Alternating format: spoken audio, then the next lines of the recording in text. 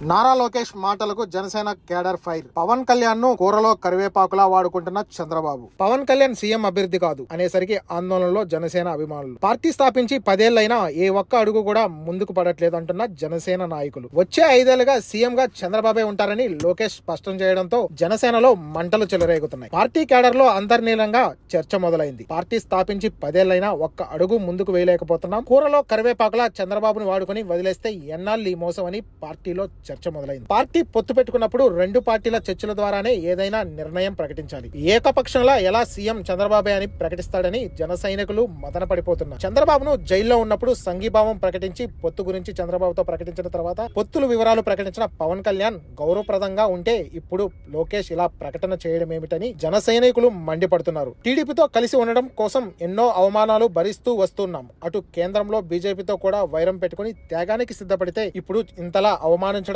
చంద్రబాబుకే చెల్లదని Janasena cadre fire అవుతున్నారు. Package తీసుకుంటున్నారని జనసేనను TDP దగ్గర తాకట్టు పెట్టారనే ఆరోపణలు వస్తున్నా మౌనంగా భరిస్తూ వస్తున్నామని, ఇక ఆలోచించాల్సిన సమయం వచ్చిందని పార్టీ కేడర్ బహిరంగంగా చర్చించుకుంటున్నారు. అసలు ఆయనకు ఉన్న కేడర్, ప్రజాభిమానం, యువత అభిమానులు వీళ్ళను చూసే కదా ఆయనకు చంద్రబాబు అయినా కేంద్రంలోనైనా మోడీ అయినా విలువ ఇచ్చి పక్కన కూర్చోబెట్టుకునేది. మొన్నటికి మొన్న పోతే పోండి, నా దారి చంద్రబాబు దారి అని తేల్చి చెప్పేశారు. అంటే ఆయన ఆల్రెడీ అమ్ముడిపోయాడా అనే సందేహం కేడర్ లో మైండ్ లో మొదలుతున్న ప్రశ్న. ఇప్పుడు ఇలా ఉంటే అసలు మనకు టికెట్స్ అయినా వస్తాయా? మనం డిమాండింగ్ పొజిషన్ లో ఉండాల్సింది దేబరించే స్థాయికి తెచ్చేశాడా?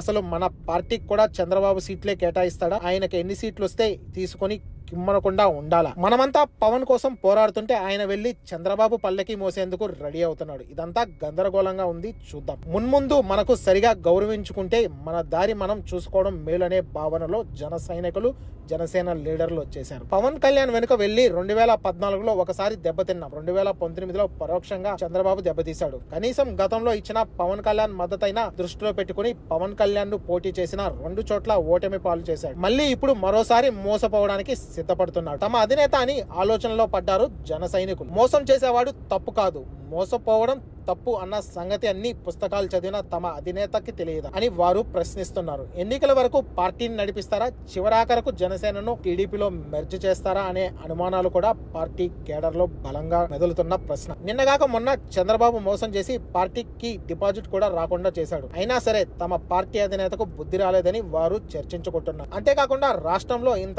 చర్చ జరుగుతున్న పార్టీ అధినేత గాని అధినాయకత్వం గాని నోరు మెదకపోవడంతో జనసేన కార్యకర్తలు, పవన్ అభిమానులు మరింత అనుమానాలకు తావిస్తుంది.